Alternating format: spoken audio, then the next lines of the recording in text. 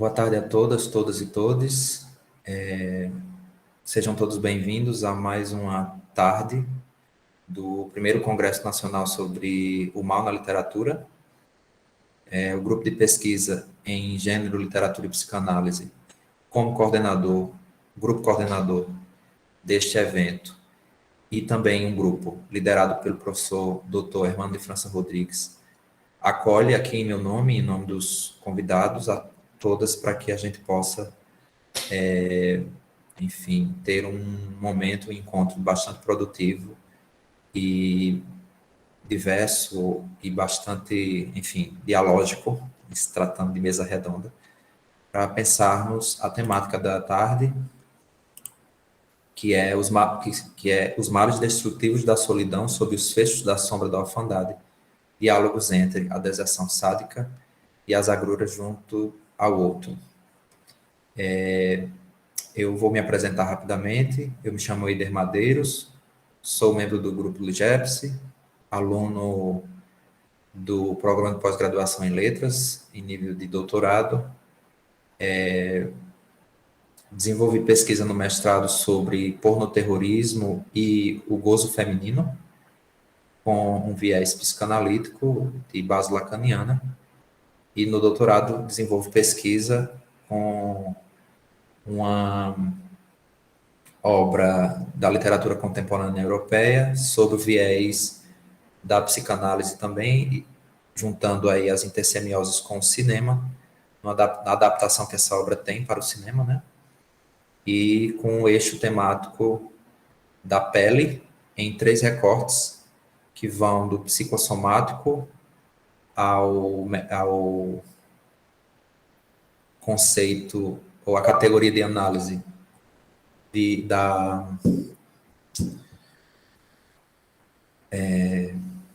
perdão, esqueci aqui, me deu um branco, da alegoria, e pensando também uma leitura de uma perspectiva da ficção científica sobre a pós-humanidade.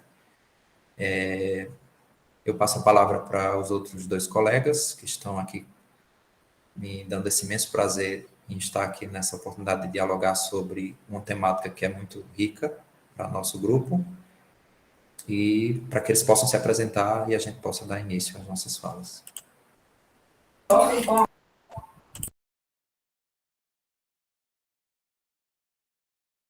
Boa tarde a todos e todas. Me chamo Vanessa Moreira, faço parte do grupo de pesquisa LIGEPSE, coordenado pelo professor Hermano de França Rodrigues, e sou mestranda num PPGL orientada pelo professor Hermano. Na minha pesquisa, trabalho de TCC V6 sobre a mitologia, sobre o feminino, sobre a transgressão e sobre o erotismo, né, e o desejo a partir da psicanálise. E no meu mestrado, trabalho a maternidade, as representações da maternidade e do feminino a partir das teorias psicanalíticas. Desde já, agradeço a participação de vocês aqui, espero que seja uma tarde proveitosa, de debate, de construção de conhecimento, e é isso. Agora eu passo para Tiago. Boa tarde a todas, todos e todos. Eu me chamo Tiago, sou também integrante do LIGEPSE, como Vanessa e Eider. E aqui, como estamos entre praticamente conhecidos, né? A maioria já me conhece, já sou mestrando, orientando também do professor Armando, né? Onde eu trabalho também, assim como Vanessa, no mestrado, as tragédias aí de Nelson Rodrigues. E estou aqui para construir com vocês, dividir um pouco do que a gente vem pesquisando para essa mesa. Então, eu agradeço aos ouvidos, eu quero muito que vocês permaneçam aqui nessa sala e que possam contribuir com a gente também, né? Eu passo a palavra agora para a Eider, né, que vai dar início a essa mesa. Muito obrigado, Eider. Obrigado a você, Tiago. Obrigado, Vanessa. Nós já estamos há alguns dias no evento, mas, de toda forma, só para reforçar, vamos esperar que a sala não seja invadida, né, como, felizmente, vem sendo comum nesses eventos virtuais, mas, de todo modo, sem invasão mesmo, é necessário que a gente priorize alguns avisos, né, deixando as perguntas para o término da fala, de nós três. Nós teremos a lista de frequência que será enviada ao término, e também pedimos que mantenha os microfones desligados durante a exposição, para evitar microfonia, interferência ou algum tipo de ruído na nossa comunicação. Grato a todas e todos. Eu vou pedir licença aqui aos colegas para não apresentar slide, vou fazer uma leitura bastante livre, vou tentar ser bem breve assim nas minhas colocações, até porque eu decidi fazer um recorte bem específico para criar essa tríade, né, lacunar sobre as nossas discussões em torno da orfandade, do desamparo e do sadismo, uma perspectiva da temática do Congresso. E o que gostaria de trazer para vocês, de forma muito específica, é uma leitura sobre uma personagem que é bastante conhecida, pelo menos aqueles que acompanham, né, a indústria cultural nos últimos 20, 30 anos, que é a personagem do Tom Marlborough Riddle, ou o que vem a ser, depois de um tempo, na sua trajetória, denominado de Lord Voldemort. O Tom Marlborough Riddle é essa personagem inicial da saga Harry Potter, que é uma saga literária bastante conhecida. Acho que ela dispensa apresentações. E o Tom, ele é o antagonista do protagonista principal de toda a saga. Né? É uma saga bem longa, de autoria da britânica J.K. Rowling. E a minha leitura, ela tenta se apropriar de algumas passagens específicas em que Tom Riddle, como vem a ser chamado, aparece em dois livros dessa saga, mais especificamente no Harry Potter e a Câmara Secreta e no Harry Potter e o Enigma do Príncipe. Estando apresentada essa personagem, que acredito todos conhecerem, né, como já falei, vou fazer aqui uma leitura rápida sobre dois eixos que eu decidi fazer uma relação para pensar como é que o Tom Riddle, enquanto personagem ficcional construída nesse conjunto de características, né, de uma personalidade que também às vezes se aproxima da própria personagem do herói da história, né, que é o Harry Potter, como essas características elas transicionam-se num processo de perversão sádica, né, na medida em que a gente consegue observar a partir da história da personagem que Tom, e aí eu vou dar ênfase ao Tom Riddle e não ao Lord Voldemort, levando em consideração que se trata de uma outra denominação para o mesmo sujeito, porém com outras características e outra roupagem, já mais avançada, inclusive, na narrativa da saga. E a minha reflexão se dá a partir desse questionamento sobre como órfão, né, o Tom Riddle vem a se tornar o vilão dessa saga, né, pelo menos naquilo em que se apresenta essa figura infantil, esse menino Tom Riddle, esse adolescente Tom Riddle, nesses dois textos que eu falei anteriormente, o Câmara Secreta e o Enigma do Príncipe. O Câmara Secreta é o volume 2 da saga, Enigma do Príncipe, salvo engano, é o 6. O número 6. Então, veja, o que a gente pode entender é que Tom Marlborough Riddle, né, teve uma mãe que era bruxa, de nome Merope Gaunt. Merope vem de uma família, né, de sangue puro, né, no contexto do Harry Potter. Para os que não conhecem, existiriam aqueles mestiços, existiriam aqueles sangue puro, existiriam aqueles que são são caracteristicamente do universo mágico da narrativa, mas vêm de família não mágica, né? Então, nesse caso, a mãe do Tom, ela vem de uma família, inclusive, que remete a principal representante aí de uma casa da escola de bruxaria e de magia e bruxaria, que é a escola de Hogwarts, e ela remete numa linhagem aí de sangue a Salazar Sonserina, que é o patriarca, o patrono dessa casa dentro da escola, né?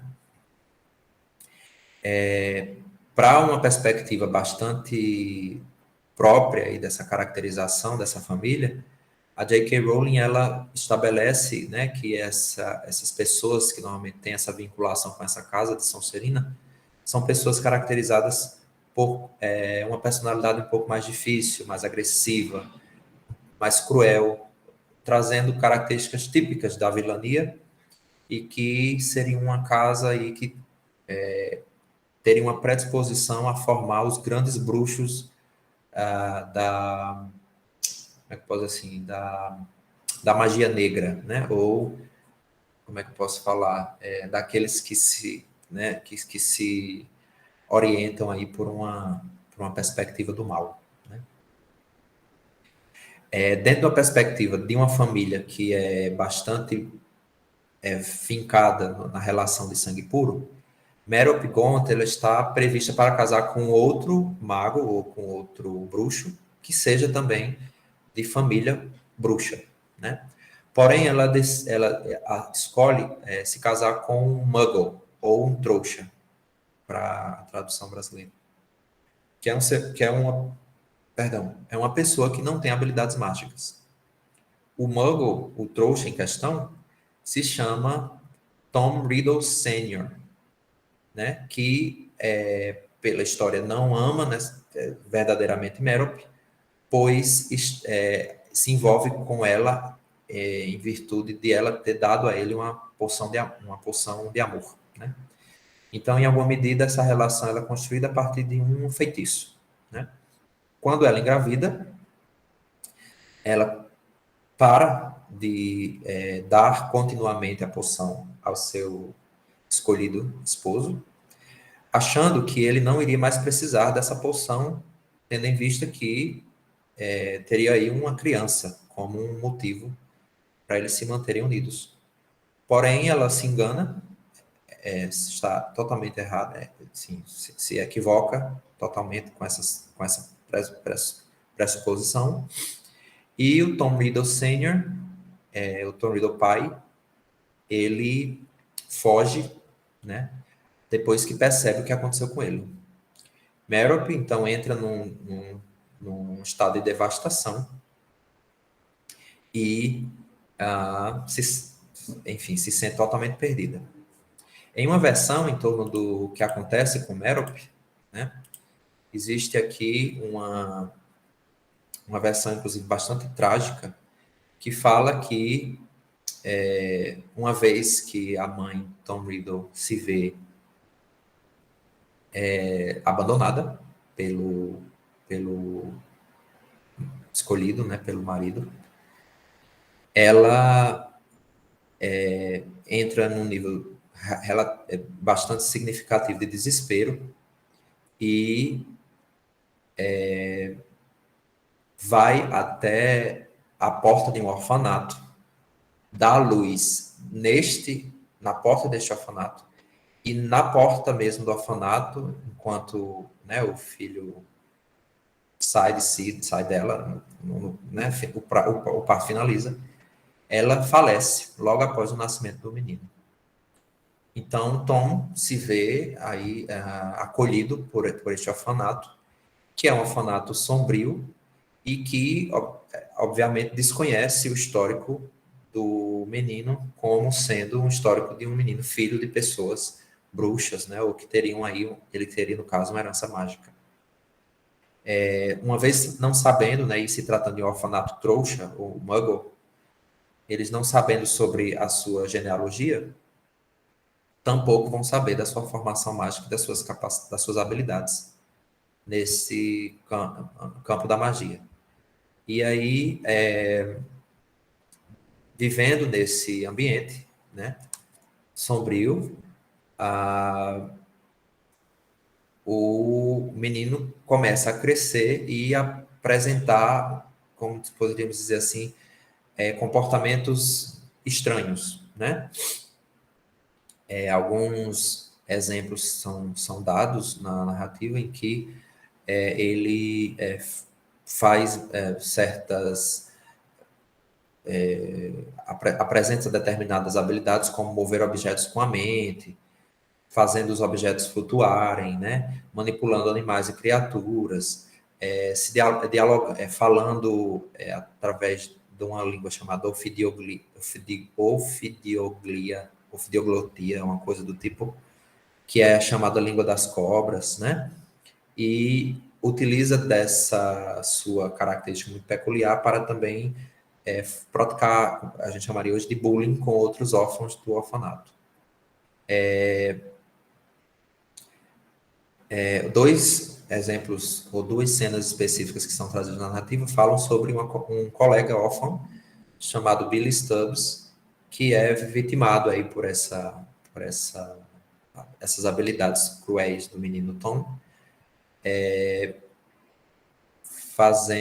simplesmente lança uma magia no rapaz, e o rapaz ele é suspenso e pendurado nas vigas do local. E em outra ocasião, que ocasionalmente denota um mistério ainda maior sobre o nível de crueldade que esse menino apresentava diante dos outros amigos órfãos ou colegas órfãos do espaço, é que ele chega a levar dois colegas para uma caverna, e na volta dessa caverna os dois colegas eles estão tão traumatizados que eles não conseguem mais falar. A suposição que se tem é de que ele praticou um ato tão horripilante na presença desses dois meninos que isso causou esse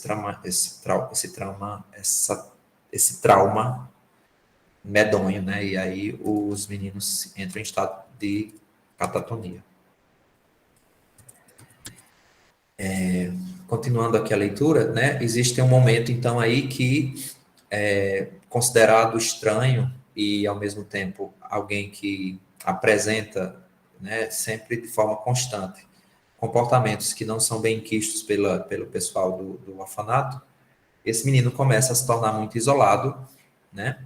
Até que, ao completar 11 anos de idade, ele é admitido na escola de bruxaria e magia de Hogwarts e recebe a visita de Alvo Dumbledore, que é o diretor da escola. Na verdade, não sei se ele é diretor à época, mas que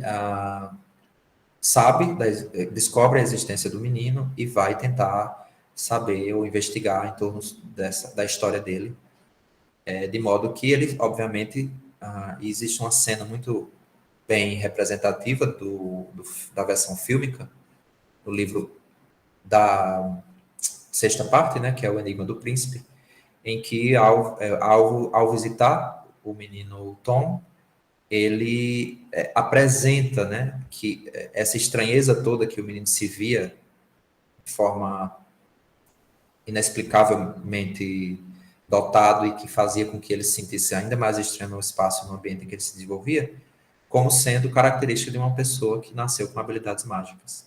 E que, no caso, ele não estava sozinho, né? Não só algo Dumbledore era alguém mágico, como ele teria um lugar para aprender mais a respeito, e não só aprender mais, mas saber controlar melhor essas habilidades.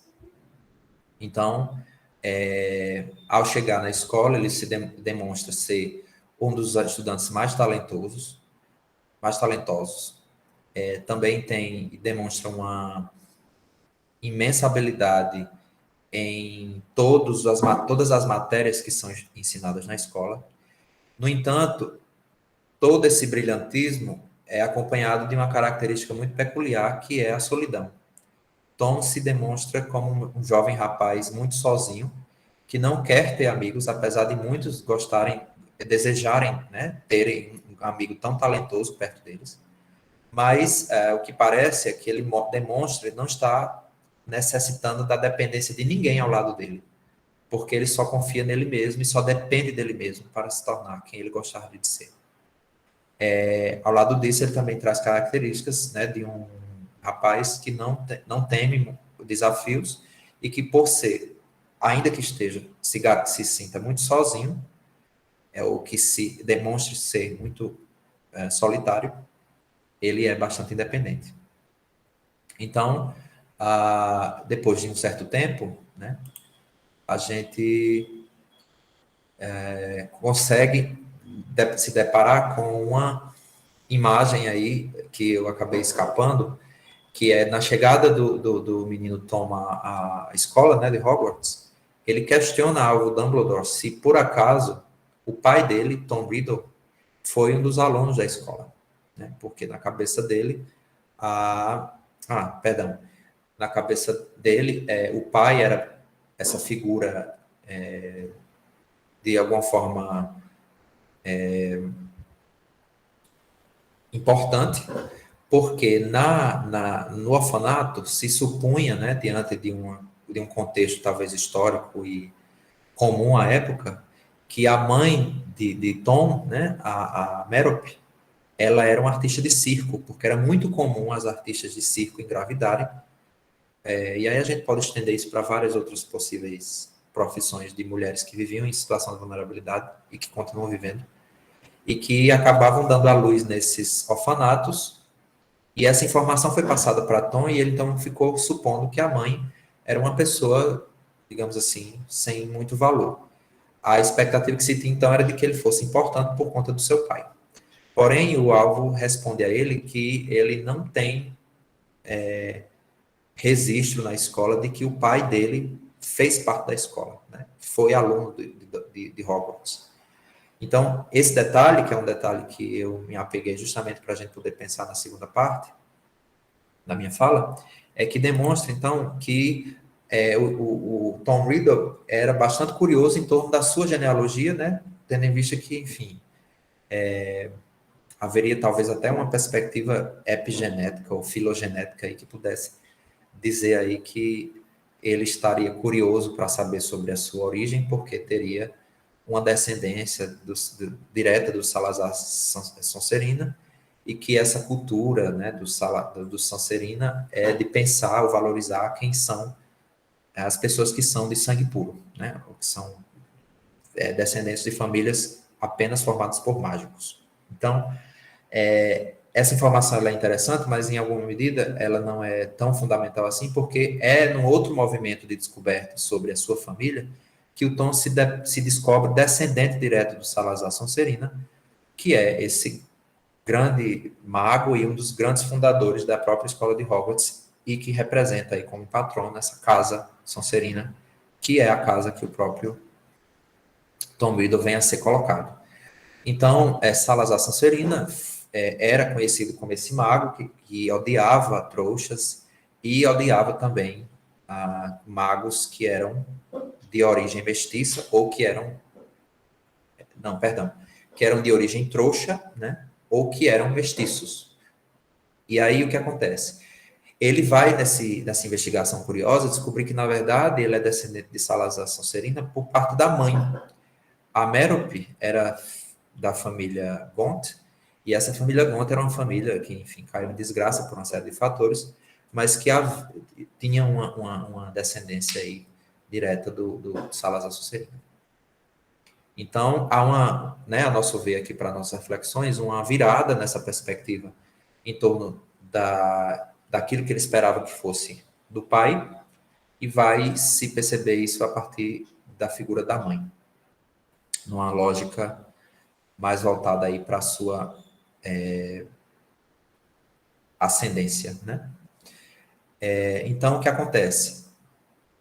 Considerando essa cultura do Sonserina vinda diretamente do próprio Salazar, de odiar trouxas e magos mestiços, ou bruxos mestiços, ele é induzido a acreditar que não há um certo valor em se tratando de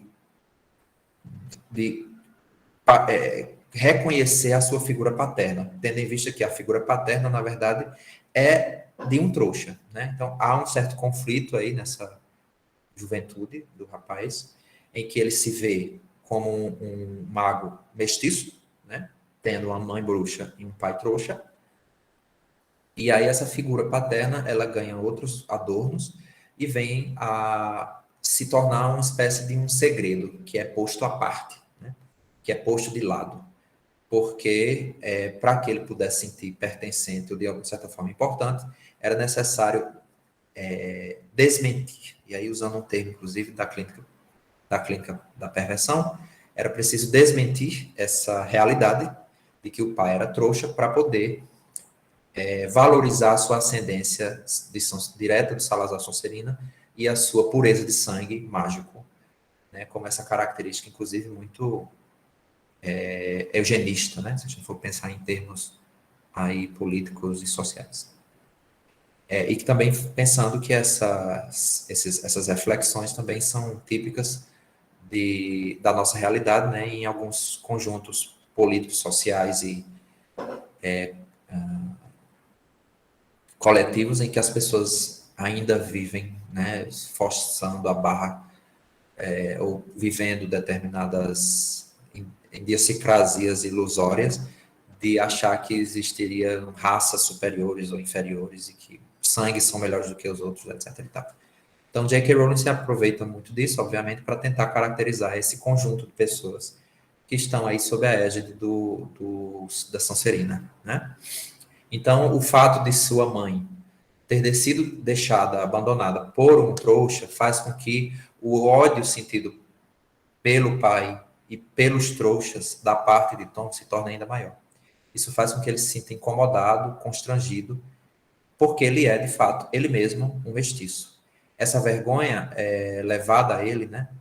E faz com que ele se veja na necessidade de assassinar o seu pai e ainda construir uma forma de fazer com que o seu tio, que também detestava o pai dele, receba a culpa.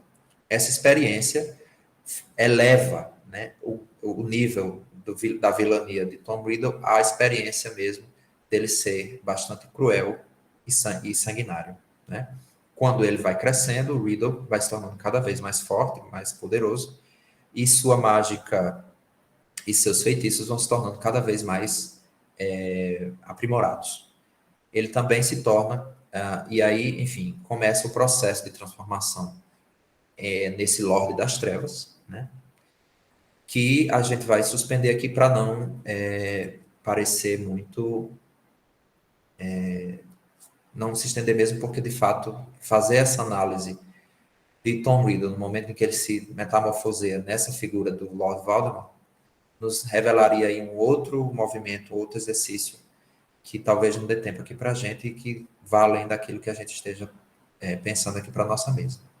Então, nessa segunda parte, fazendo essa suspensão aí nesse movimento, em que o Tom Riddle passa a usar do assassínio como uma prática comum, inclusive para a sua própria possibilidade de imortalidade, né, que é um dos pontos centrais de toda a saga do Harry Potter, depois de um tempo, se percebe que o que fez Harry Potter ser Harry Potter foi, na verdade, o fato de ele ter conseguido sobreviver a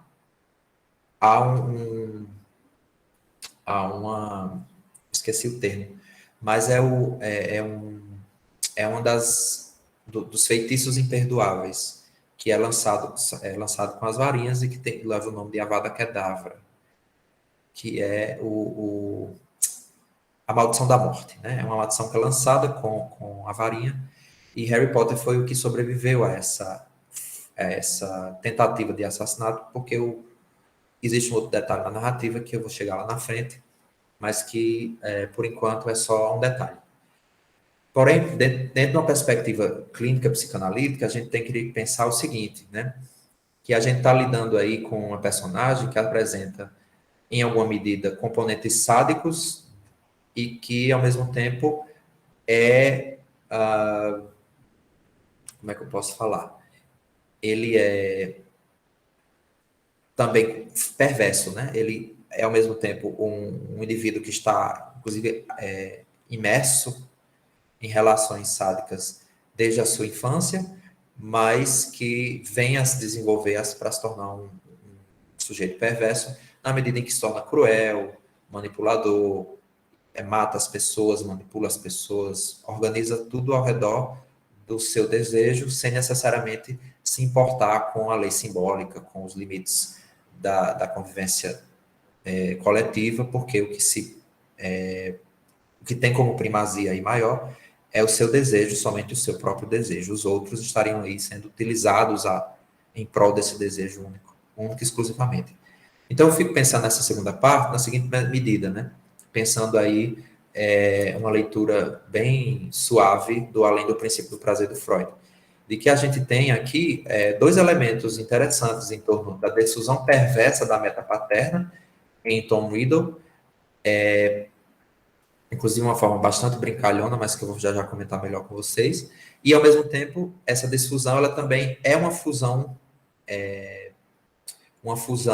do componente sádico, na medida em que a gente vê que se fizermos uma remissão ao próprio parto do menino Tom Riddle, né, a gente vai ver que ele passou por um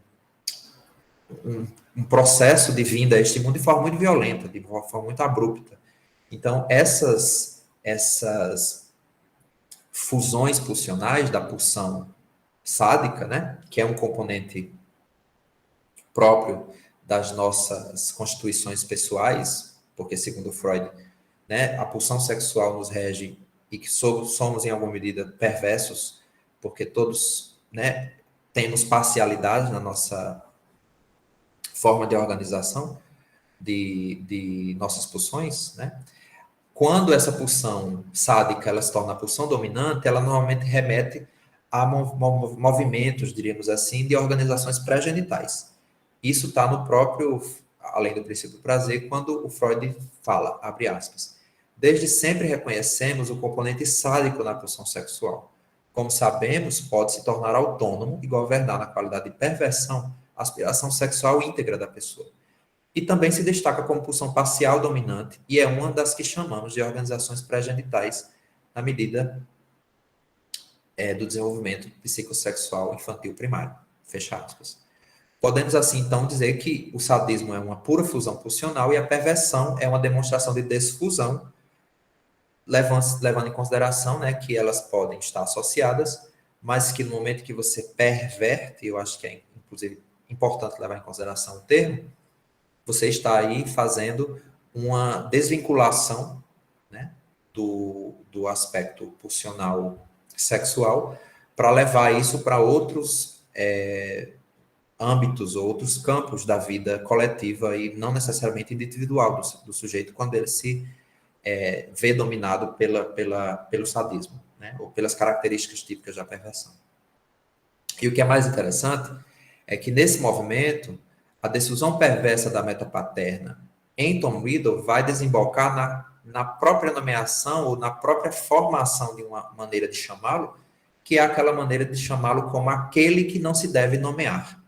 Aquele que não se deve nomear é uma forma, inclusive, de, né, fazer o desmentimento ou desmentir a lei paterna, porque o nome que viria do pai, que é o nome Tom Riddle, não é aceito mais, né? Então, eu estou fazendo aqui uma leitura bastante aberta, bem, enfim, livre, porém, eu espero não ser selvagem o suficiente para receber tantas críticas, de pensar exatamente que essa posição perversa, naquilo que a gente vem discutindo aqui, está enraizada não só, né, numa forma que ele se colocou de negar essa realidade, desmentindo ser filho de quem é, mas que também está atrelada a essa relação de desenvolvimento sádico em que se tem um bebê desamparado, né, parto violento, sem presença necessariamente significativa de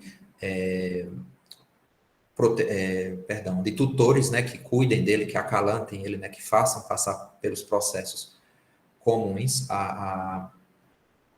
aquilo que a gente pensaria numa perspectiva desenvolvimentista do ego, no desenvolvimento ideal, né, naquilo que é suficientemente bom para que o sujeito se forme, etc. e tal, mas essa aqui não é a nossa intenção, de pensar que, por exemplo, o Tom Riddle foi pior desenvolvido como sujeito, né?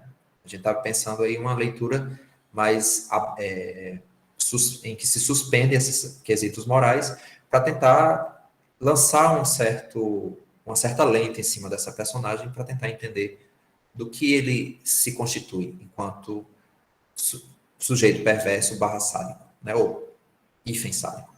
Então, o que a gente consegue notar é que esse desmentido da lei do nome do pai, né, que é um dos nomes do pai, a gente sabe na clínica lacaniana que os nomes do pai operam em diversos pontos, vão desde a afirmação no reconhecimento na escola, no reconhecimento em um trabalho, na forma de se perceber simbolicamente constituído por uma forma fálica de inscrição, ou como alguém que é validado nas suas formas de organização de gozo.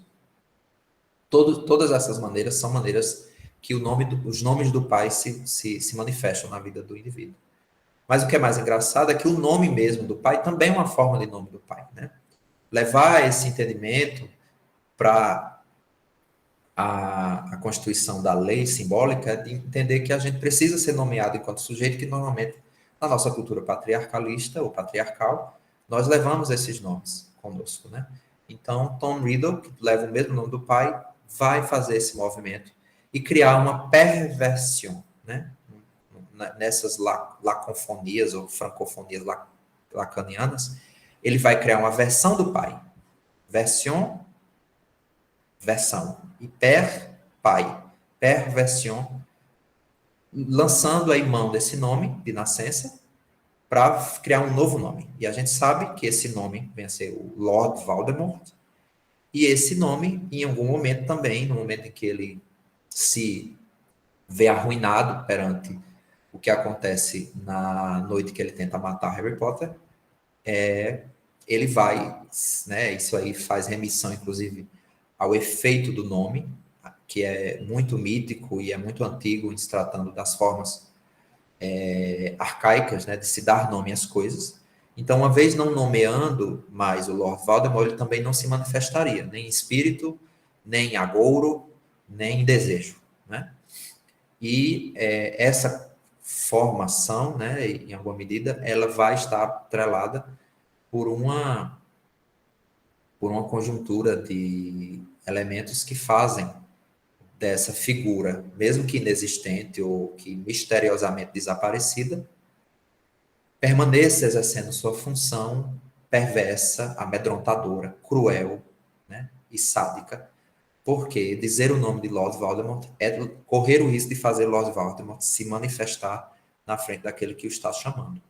Então, que coisa mais perversa do que fazer do seu próprio nome um símbolo maior do medo, não é? E isso, a meu ver, é uma maneira muito cruel de representar o mal e que na narrativa se faz de forma muito magistral pela J.K. Rowling. Essas minhas reflexões são, obviamente, provocações que não tendem ou não têm a intenção necessária de trazer uma resposta definitiva.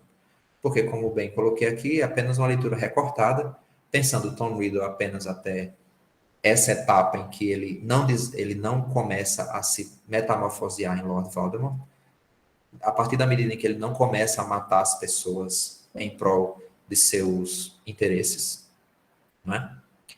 Mas, obviamente, a gente pode fazer aproximações aí com outras figuras, inclusive da própria literatura ocidental, em que figuras órfãs normalmente podem, né, normalmente ou comumente podem se tornar vilões, né, se tornarem homens maus ou pessoas más.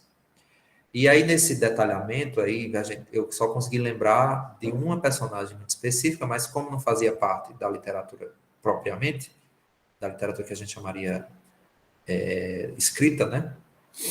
Mas aí faz parte de outro ramo da produção artística, que é o campo fílmico, o cinema. Consigo me lembrar de Darth Vader como outra figura também, que apresenta esses mesmos elementos. Órfão e, ao contrário de Voldemort, que tem essa questão genealógica, e em Darth Vader a gente tem uma outra leitura que tem a ver com a sedução do lado negro da força, do lado escuro, obscuro da força, né? Porque são outros contextos, mas em alguma medida também fazem remissão a esse lugar que é o obscuro, que é o mal, que é o oposto da luz ou do que viria a ser não maldoso, o bem, o amor, seja lá como for. Só que aí, mesmo fazendo esse exercício, né, de tentar fazer aproximações com outros possíveis personagens da indústria cultural, da literatura ocidental que tivessem características parecidas, muito especificamente parecidas, eu não consegui deixar de refletir sobre qual seria, então, uma peça-chave aí nessa questão do antagonismo na narrativa da saga Harry Potter. E aí eu finalizo com essa reflexão, que é, ao mesmo tempo, uma reflexão que amarra aqui o meu pensamento em torno da temática do nosso congresso. Veja, em outro livro da saga, que não necessariamente estamos aí falando de Tom Riddle mais especificamente, mas já das reverberações de Lord Voldemort, o menino Harry Potter, no Cálice de Fogo, que é o número 4 da saga, ele se vê, pela primeira vez dentro da narrativa, seduzido pelo mal. Está em um determinado momento lá, ele titubeia se deixa ou não seu concorrente, que é o Cedrico Diggory, ser levado pelo labirinto mágico lá que eles estão competindo, para poder se dar a honra de atingir a glória eterna ao conquistar a taça do torneio do torneio tribruxo, que é o objeto que está logo à sua frente, né? Nesse momento, o Harry Potter, né, e aí na narrativa é muito interessante porque J.K. Rowling começa a pô-lo ele numa espécie de contra-reflexão sobre ele mesmo, pensando sobre o que ele deve ou não fazer. Ele se vê tentado em não ajudar o amigo que está sendo dragado pela magia lá do labirinto, e depois se põe a questionar, junto com o Dumbledore, se isso não faria dele alguém mau, tal qual o seu inimigo, né? E aí a gente não consegue deixar de fazer essa associação sobre o fato de que, depois de um certo tempo, o próprio Harry Potter é uma parte do Lord Voldemort, né?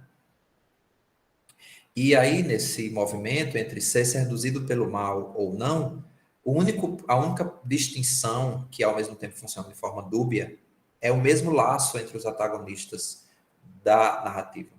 Por quê? Porque o amor do sacrifício da mãe de Harry Potter, Lillian Potter, né? Que ela fez ao ficar na frente de Lord Voldemort, antes dele tentar matar o filho dela, é um amor tamanhamente sacrificial, né, que ele se contrapôs a essa tentativa desse mal se estabelecer e tirar a vida do menino.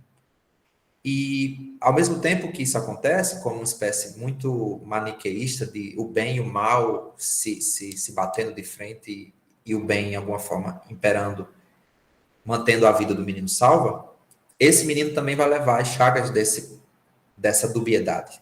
Porque, no fim das contas, o que o distingue de Lord Voldemort é ao mesmo tempo que faz laço com ele. O amor que a mãe dedicou para protegê-lo é, ao mesmo tempo, o que tornou ele vulnerável, em alguma medida, ao próprio mal que ele sabe que pode possuir. Então, essas relações, muitas vezes, postas em alguns momentos como dicotômicas, né, como sendo contrárias, ou pensando na perspectiva estruturalista da literatura, de pensar o vilão e o mocinho como literalmente antagonistas, com características totalmente opostas, na verdade são ambivalências, porque, no fim das contas, e fazendo aí um arranjo com o que o próprio Freud falou, somos, em alguma medida, mesmo heróicos, em alguma medida somos também sádicos, somos masoquistas, somos perversos, somos neuróticos. Somos caracteristicamente pessoas que, ainda que possamos trazer de forma patente, né, a estrutura dominante daquilo que nos constitui, e em certa medida, ou em certos momentos, ou em certas passagens da nossa vida, somos também convidados ou visitados pelos traços que compõem outras características que normalmente não são muito comuns a nós, né, a nós mesmos reconhecermos em nós mesmos. Então, é com essa reflexão de que, enfim, estamos lidando com ambivalências, né, de que o mal e o bem, nessa constituição do próprio personagem de Tom Riddle, e aí eu vou fazer uma brincadeira também com o próprio nome Tom Riddle, né? Essa própria, né, divisão, ela é uma charada, ou ela é um enigma, que está dentro mesmo do próprio nome da personagem. Riddle, do inglês, tem a ver com charada, com enigma, com algo que está para ser investigado e precisa de uma certa revelação. E eu acho que, em alguma medida, ler sobre essas personagens sádicas, perversas ou maldosas, muitas vezes é também conceber que nós mesmos também carregamos características tão parecidas quanto. É isso. Muito obrigado, gente. Desculpem aí se eu me estendi mais um pouco. E passo a palavra para a Vanessa e agradeço a oportunidade. Muito obrigado.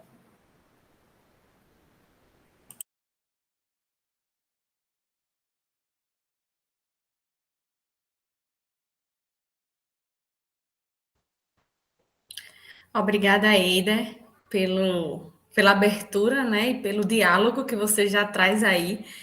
Era a Eida falando e eu aqui já pensando em complementar essa abertura fantástica de Eida.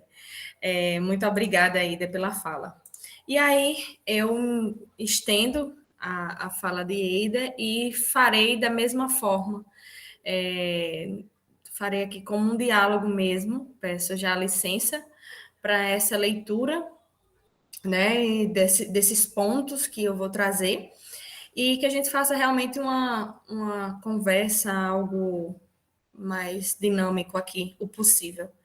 Então, eu começo aqui para vocês,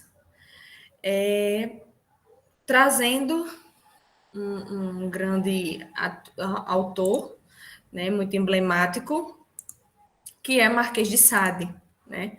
Quando a gente fala em Marquês de Sade, a gente já remete, né, à ideia aí desse sadismo, desse masoquismo, desse sadomasoquismo, né? E então eu trago a personagem, que inclusive é um livro, Justine, né? Justine, Marquês de Sade. E aí, a titulação da minha fala eu dei como A Liturgia Blasfêmica da Virtude, o desterro masoquista de Justine nos alfarrábios hórridos de Marquês de Sade. Então, como o título já nos traz, né, falarei aqui da personagem Justine e como se dá essa construção aí desse sadismo, desse masoquismo, sadomasoquismo, nessa personagem a partir do desamparo, né, que essa personagem se encontra e se depara ao longo, ao longo da narrativa. E aí o primeiro ponto que eu divido, que eu trago, são os itinerários específicos, né, que procuram retratar e compreender o comportamento sexual do ser humano, para que a gente adentre aqui de maneira pontual. Eu trouxe alguns pontos do que a gente vai vendo ao longo do tempo, no que se diz aí o comportamento sexual do ser humano, né, como foi entendido.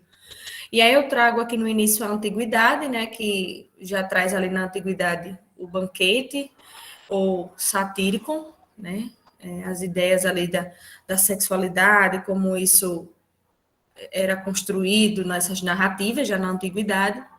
E aí a gente vai para o século XIX, a gente vai ver o alvorecer da sexologia, né, com o psiquiatra trazendo aí nas suas obras, uma das obras mais influentes, que é a Psicopatia Sexualis. Ele vai trazer já alguns conceitos sobre a sexualidade, né, sobre alguns pontos específicos aí do comportamento sexual humano.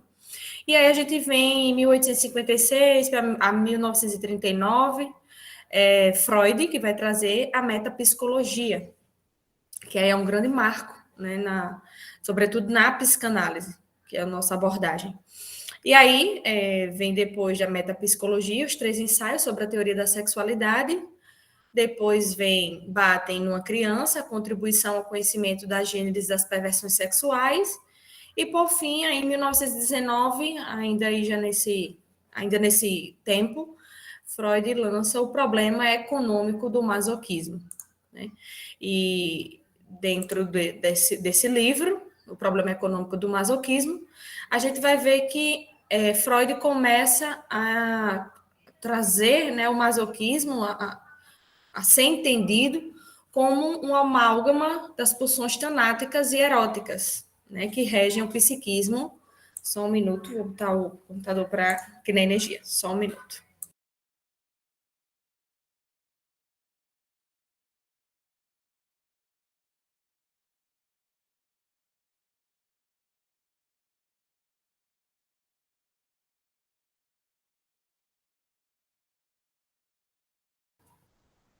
Pronto.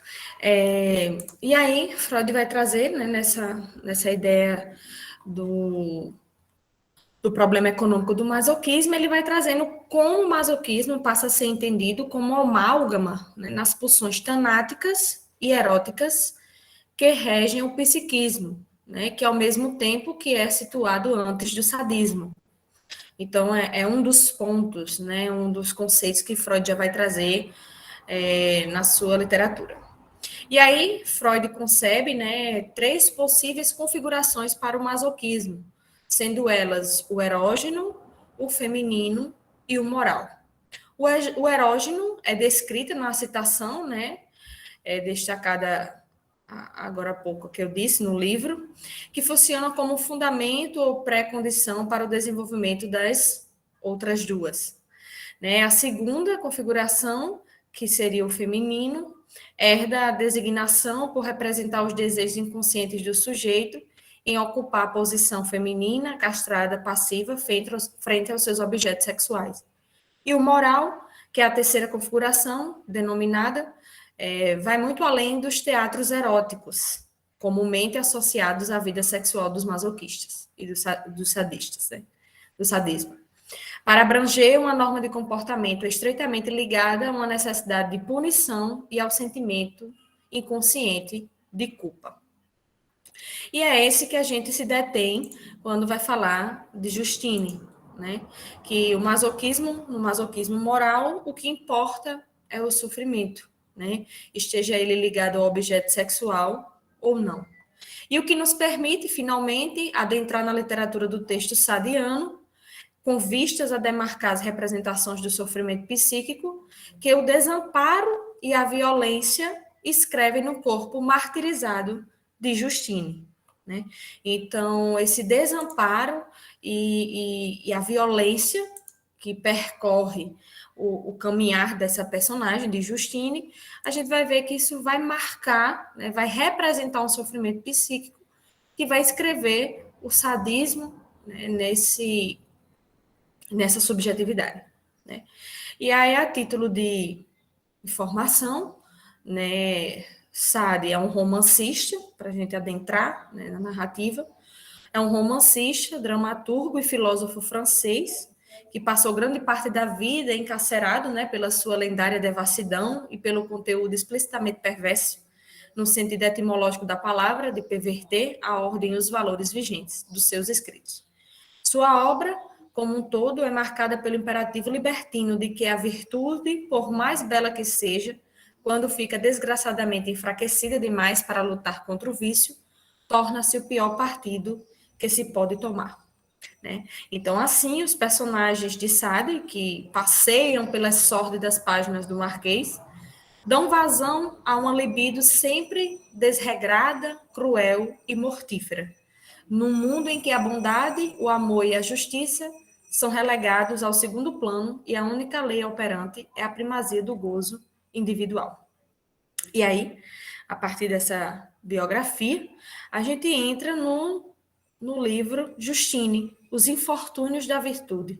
Foi escrito, foi lançado em 1791, e né, na sinopse, né, dos Infortúnios da Virtude, a gente vê que nela apresenta-se a infeliz história de duas irmãs, Juliette, de 15 anos, e Justine, com apenas 12 anos. A narrativa começa quando, logo após o abandono do pai e subsequente morte da mãe, as irmãs, agora órfãos, são expulsas do convento em que moram e entregues à sua própria sorte. Ambas são esculpidas como personificações de ideários totalmente inversos, assim enquanto que para Juliette estaria toda a malícia, picardia e coquetismo, para Justine só haveriam pudor, delicadeza e timidez. Uma vez que se veem donas de si mesmas, relegadas ao mundo para arquitetarem o seu próprio destino, as duas trilharão por caminhos opostos, com consequências que marcarão a história pessoal de cada uma. E aí a gente vê na narrativa que essas duas personagens, elas são aí colocadas, né, deparam-se aí com várias situações que acontecem na sua vida, após serem expulsas do orfanato, né? Então a gente já começa a ver aí o desamparo, né, a partir dessa expulsão do orfanato. Elas são tiradas daquele lugar. E com a morte da mãe, e a gente pode pensar aí que morte é essa, não a morte simbólica, a morte real, que morte é essa, né? Que essa mãe já está ali né, sendo apagada, né? Já está apagada, e esse pai que abandona essas duas filhas. Então, a gente já se depara aí com esse desamparo e como isso vai estar como cifras, né? Nessa subjetividade dessas duas irmãs. E aí, já para adiantarmos, né, a narrativa, é um livro, né? Já fica aí também como título de referência, é a leitura. Justine, e aqui a gente vai se apegar a Justine, que é a personagem principal deste livro.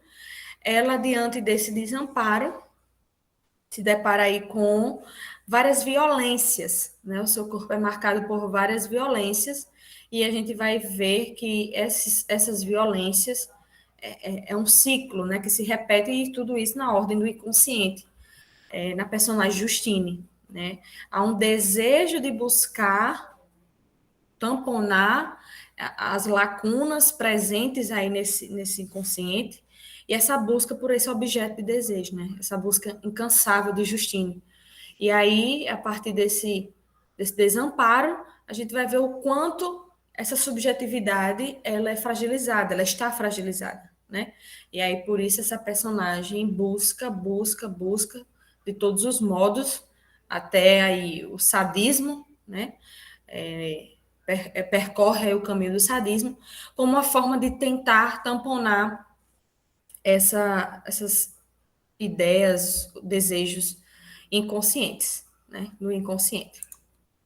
E aí, Justine, na dimensão mais íntima, naquilo que ela traz de mais humano, é a lógica sadomasoquista que perpassa a construção subjetiva da personagem. E aí, eu retomo a fala de Eider, né, no final, que Eider traz aí para a gente o quanto o sadismo, né, como esse mal, considerado aí como esse mal na cultura, está dentro de nós, né? Faz parte, está enraizado em nossas subjetividades, porque nos deparamos com a construção, né? Essa construção da nossa subjetividade, a gente se depara com alguns desses pontos, como a Justine, né? Sendo que Justine traz de maneira mais explícita esse desamparo e essa sua subjetividade aí masoquista. Então, ela traz o que há de mais humano, né? E só algumas citações. Justine no narrativa traz. Bem sei eu quantos perigos corri por ter me abandonado aos sentimentos de honestidade, que germinaram sempre em meu coração. Mas qualquer que possam ser os espinhos da virtude, eu os preferirei sempre aos falsos vilumbres de prosperidade, perigosos favores que acompanham o instante de crime. Então a gente vê que a personagem, essa é uma das citações, a personagem, ela vivencia a violência, mas sempre retornando, né? É um ciclo, de fato, é um ciclo sádico que essa personagem se depara ao longo da narrativa, né? E então, a partir desse desamparo, essa personagem está ali buscando ciclicamente tamponar esse objeto aí, esse desejo, né? E aí a gente vê que a jornada de Justine é uma história marcada pela negligência, no primeiro momento das figuras paternas e logo em seguida da irmã.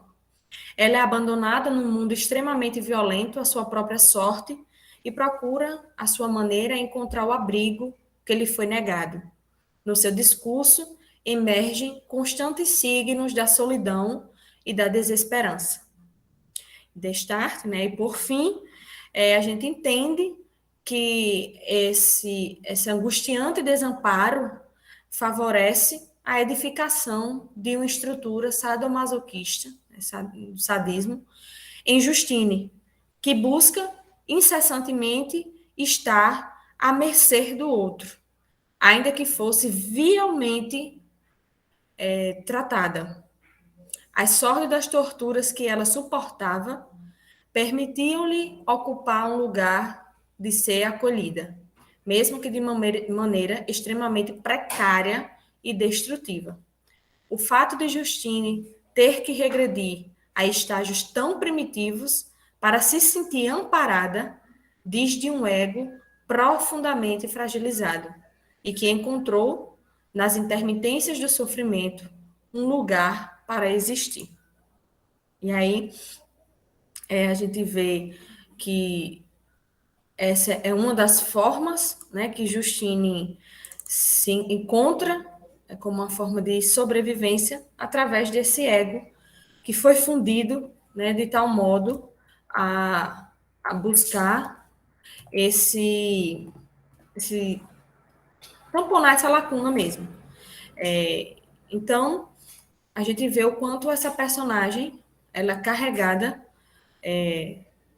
desse desamparo, né, desse desamparo e da violência nas suas relações, né, e o quanto isso respinga na sua constituição, na constituição da sua subjetividade, né?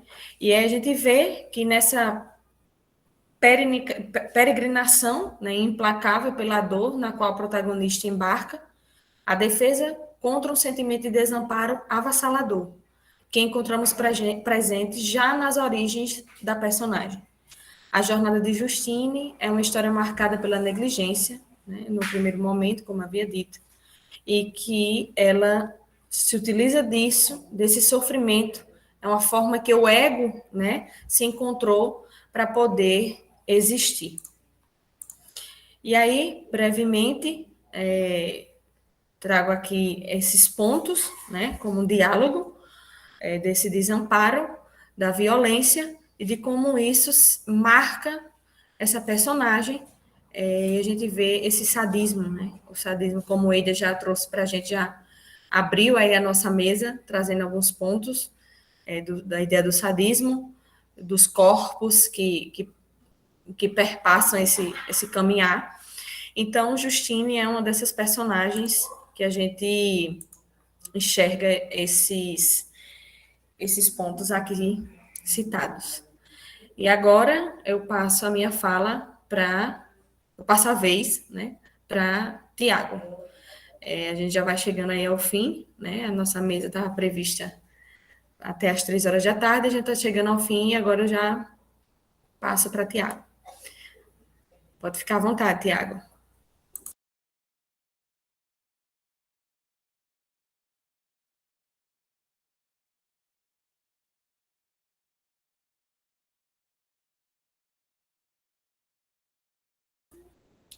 Tiago?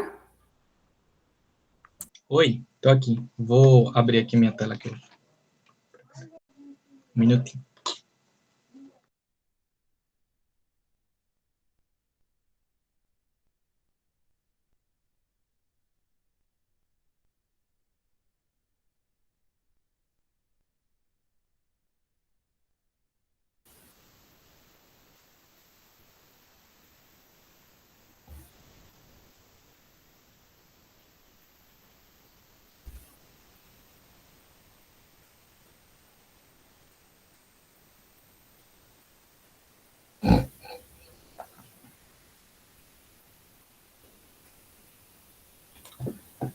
Vocês estão vendo bem?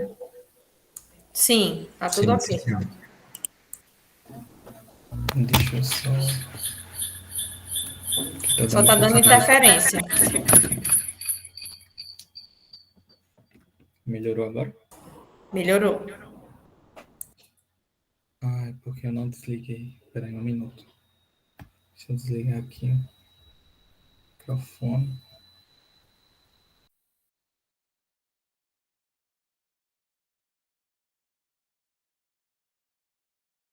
Agora deu certo? Agora sim. Não tá dando retorno mais não, né? Tá, não. Pronto. Concluindo a mesa da gente hoje, né? Eu vou trazer a discussão aqui sobre o perfume, né? E essa foi um minuto. Essa discussão foi me colocada, foi me apresentada, eu já tinha tido um contato não com a obra, mas com o filme, e hoje eu vou trazer para vocês o filme, né? E vai ser uma apresentação muito visual, então peço que vocês prestem atenção nas imagens que eu destaquei e que vocês mergulhem comigo nessa narrativa, que é, sem dúvida, muito complexa e muito íntima desse nosso tema, que é a orfandade. Então, eu vou me debruçar aqui sobre a adaptação de O Perfume, de Patrick Suzuki, lançado em 2006, dirigida por um diretor alemão. Então, essa daqui vai ser o meu ponto de partida, né? Iniciando, basicamente, para poder inserir vocês dentro do contexto do que eu estou falando,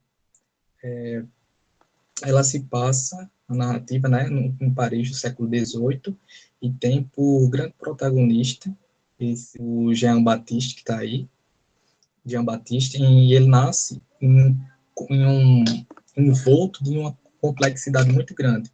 Eu vou passar aqui algumas fotografias do filme e vocês vão perceber como essa maternagem inicial dele, ou essa falta de maternagem, melhor dizendo, foi fundamental para que o indivíduo fosse construído e que ele pudesse cometer, e que ele acabasse cometendo, no caso, essas várias barbaridades.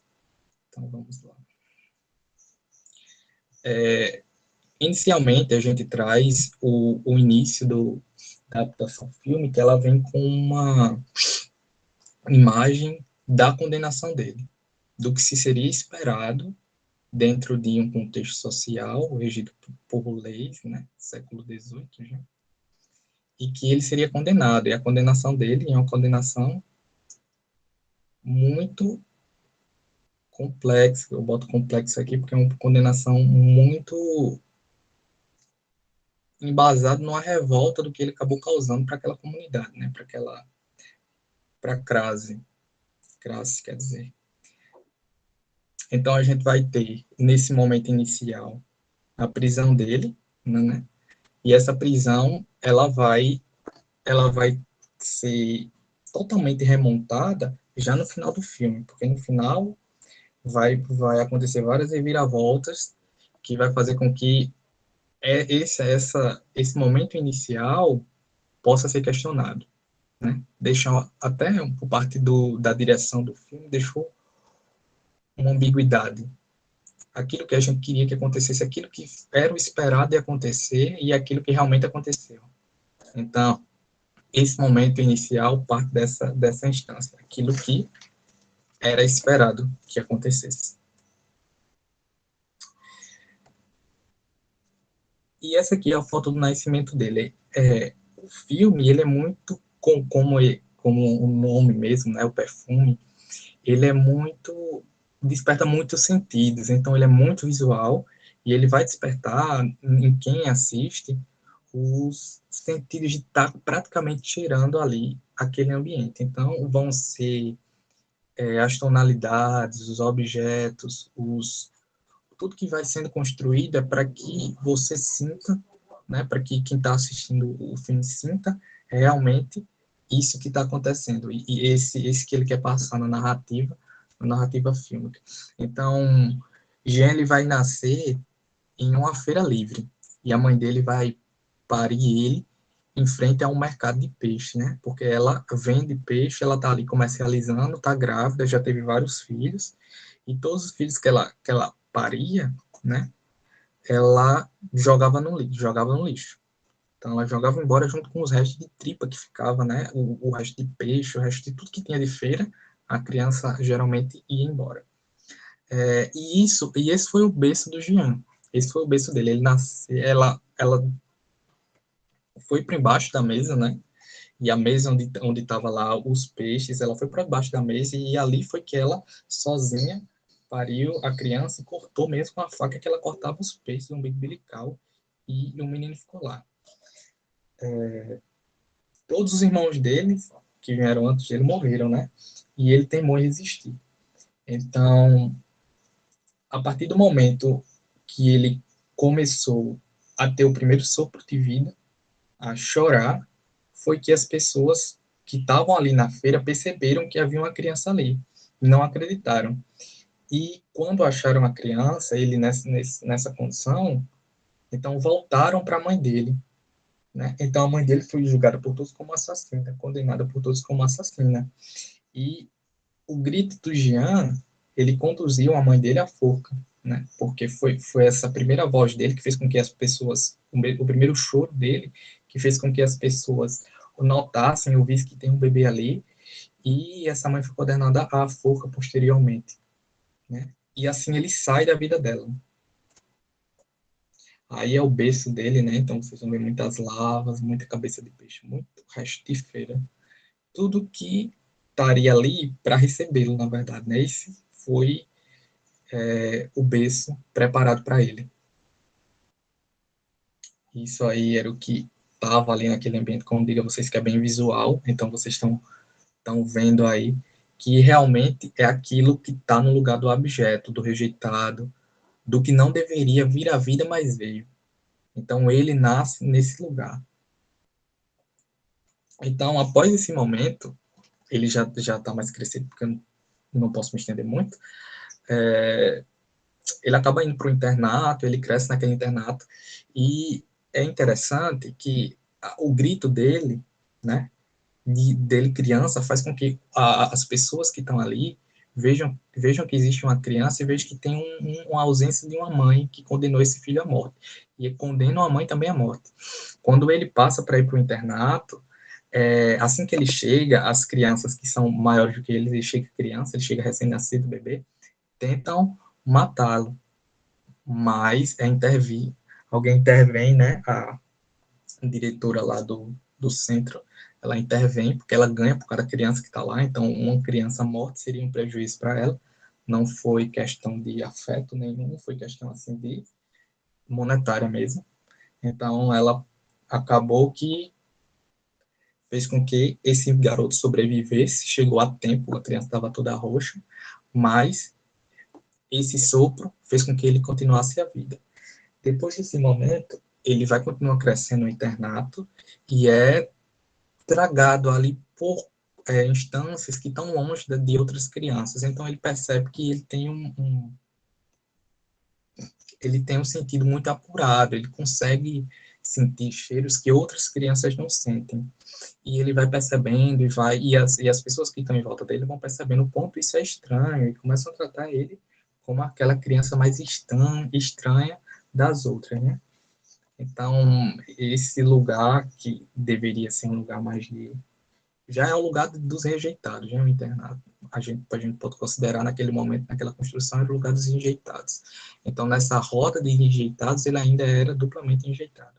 É que as próprias crianças do internato não queriam estar com ele ali naquele momento. E ele, até que ele é vendido, ele consegue sobreviver e é vendido para um senhor muito rude, que ele trabalha com peças de couro de roupa, né?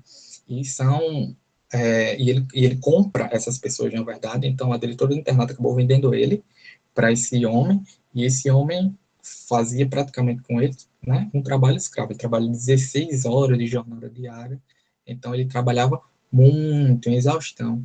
Poucos continuavam vivendo depois que iam para lá, né? E ele foi um dos que continuou vivendo.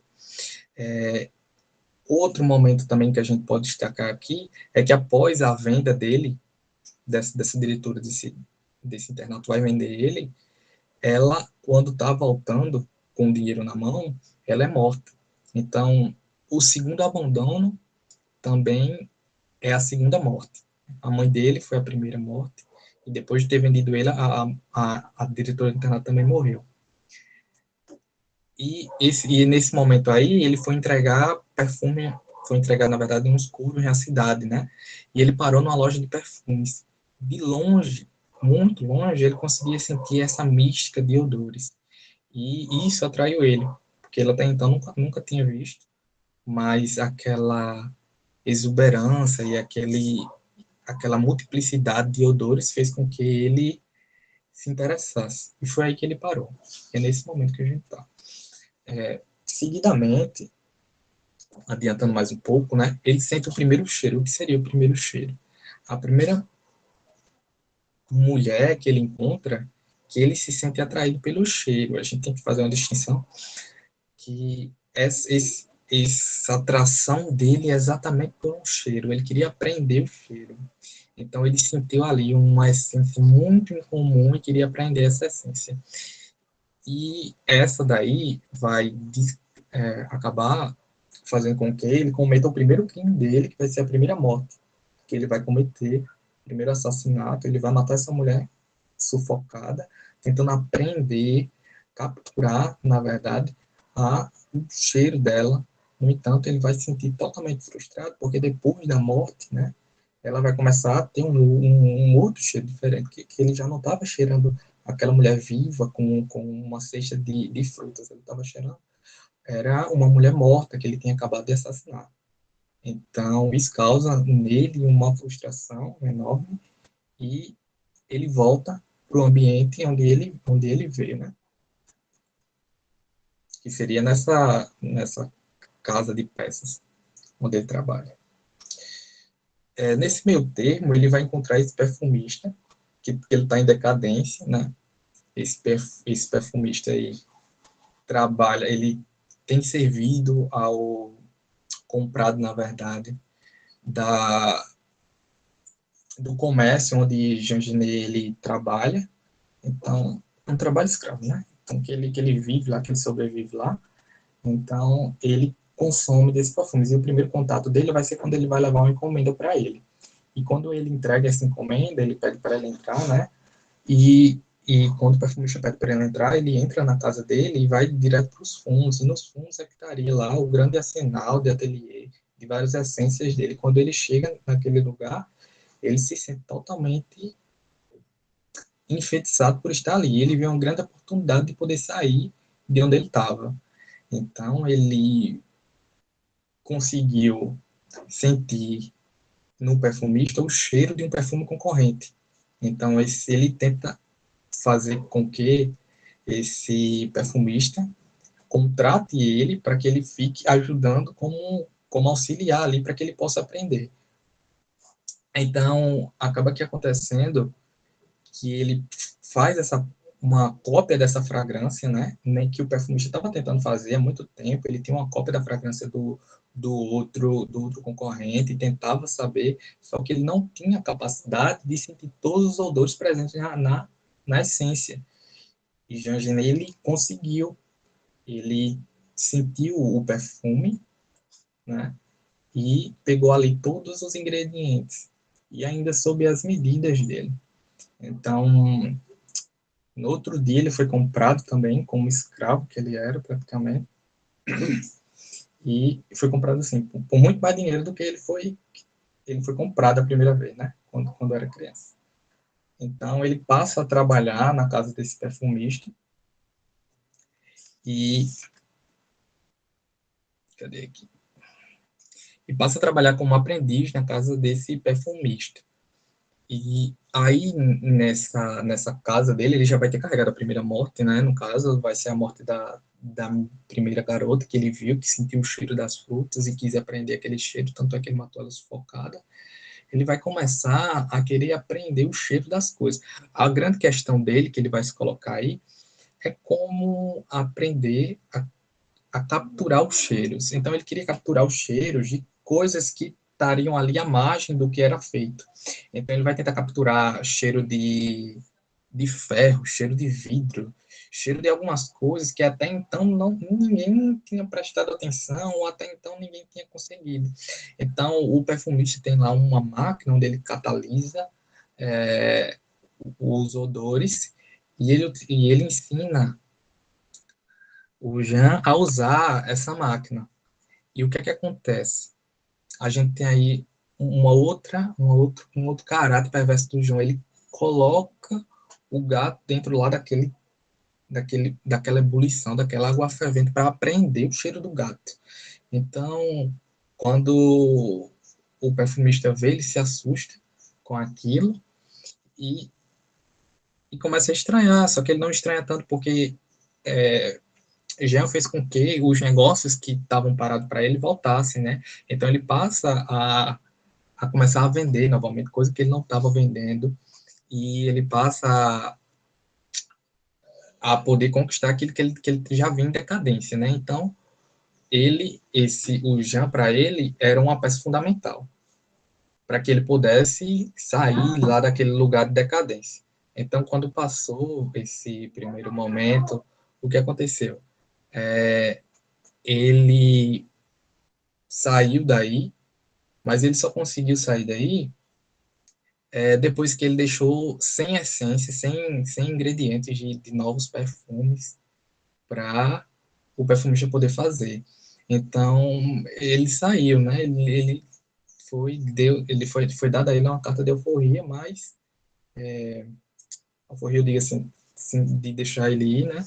Mas só depois que ele fez essas 100 fragrâncias para que ele continuasse trabalhando aí depois da saída dele. Então, o perfumista ele vai dormir com um caderno onde tem lá tá todas essas fragrâncias e ele não acorda no outro dia para contar a história, porque em meio a tudo isso, a casa dele estava um pouco não preservada. E de vez em quando ela apresentava um barulho, como se estivesse para ruir. E foi o que aconteceu. A casa dele ruiu, desabou, com ele dormindo, e isso aí foi depois que já foi embora. Então, a terceira morte que causa pela saída dele, né?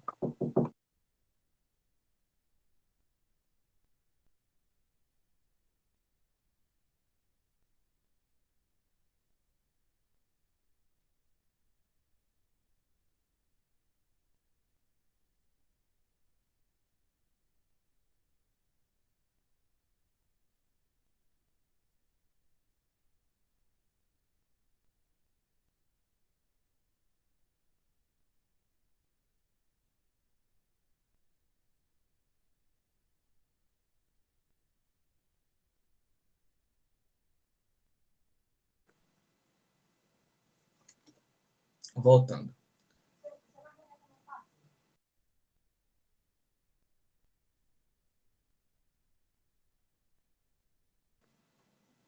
O desabamento. Depois desse desabamento, ele vai partir para tentar encontrar e tirar e captar esse odor. Então, o perfumista ele não consegue fazer com que ele capte esse valor. Ele não tem instrumentos necessários para que ele possa captar o odor.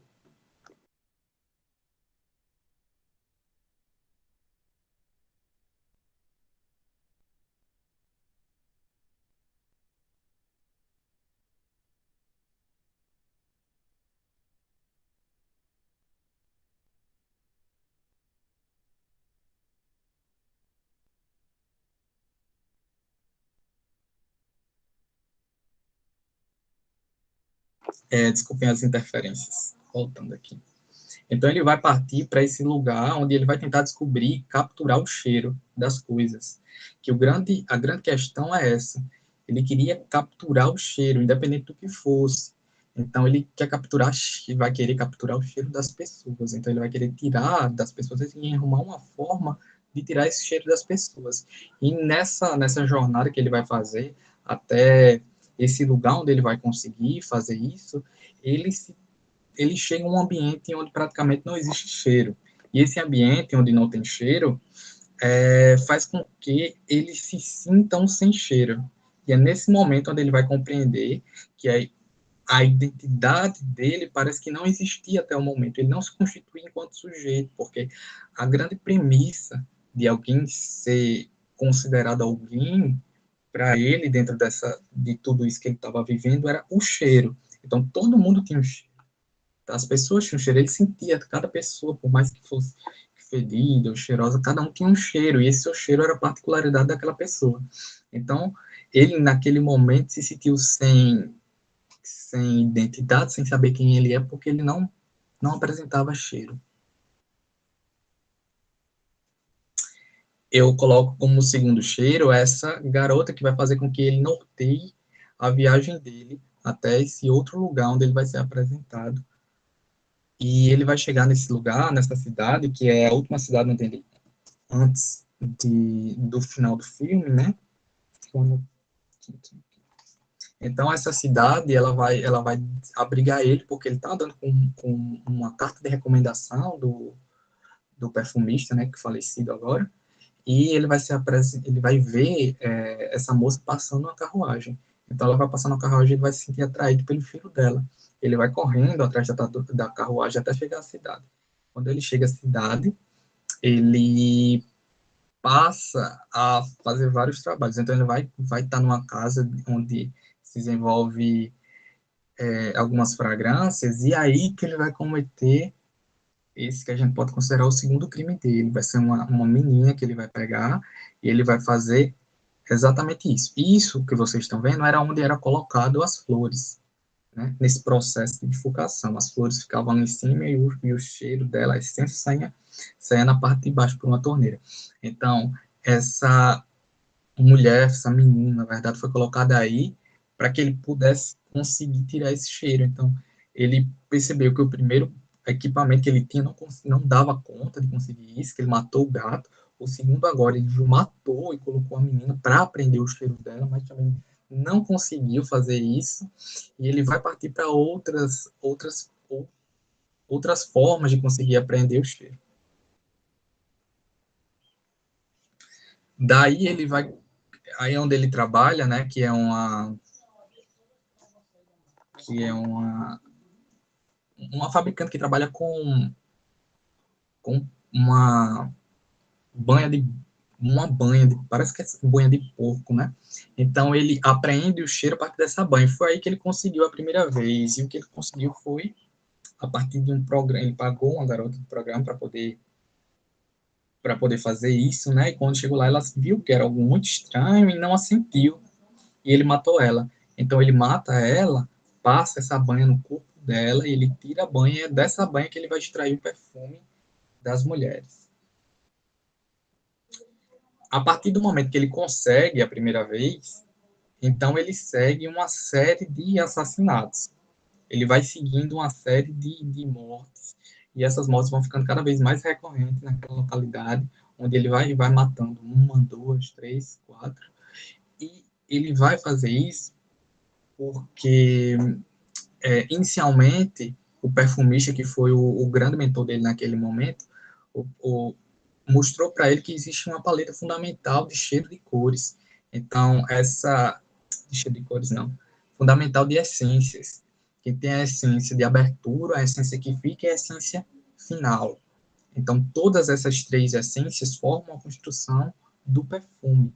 E cada uma dessas, né, tem suas essências particulares. Então, o que acontece? Ele vai pegar todas essas mulheres para produzir uma essência que seria para ele a essência perfeita, né? Então, essa é o quarto assassinato dele, né? ele sempre pratica da mesma forma, ele corta o cabelo das vítimas e coloca elas basicamente no lugar onde elas já estavam. Então tem aí outro crime, a fotografia do filme é incrível também, e esse crime se deu aí nessa lavoura de jasmim. Um outro crime também que aconteceu, então ele pegava essas mulheres, raspava o cabelo dessas mulheres, porque no cabelo também tinha um cheiro, e banhava essas mulheres por banho, como eu falei. E delas ele tirava o que ele queria, que era a essência. Era o cheiro particular que só aquelas mulheres tinham. Então, ele vai deixando no lugar praticamente onde ele encontrou. Então, não tem basicamente um lugar onde ele deixa. Então, ele vai jogando os corpos pela cidade e a cidade vai entrando numa convulsão social. Porque tem um assassino no meio da cidade e ninguém sabe o que é. Sabe que esse assassino está matando mulheres, sabe que ele raspa o cabelo dessas mulheres, não sabe quem é, o que vai acontecer é uma convulsão social ali dentro. Então, vão querer procurar esse assassino porque ele está fazendo com que vários empregos, a economia da cidade, a dinâmica da cidade e a segurança da cidade sejam botadas a posto, né? Então, essas aí são as essências que eu falei para vocês agora, que ele vai dividir em 3 momentos, a abertura, a essência central, né, e o final. Então, todos esses frasquinhos aí que vocês estão vendo, foi retirado uma essência de uma mulher. Então, cada um carrega o cheiro de uma morte peculiar, né? Então, cada frasquinho desse é de uma mulher diferente.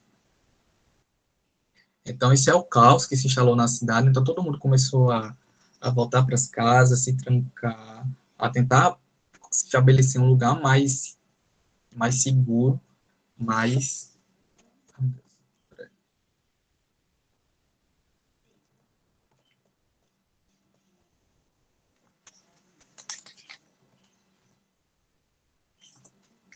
Até que ele consegue, né? A partir dessas mortes, ele vai conseguindo estabelecer a essência perfeita.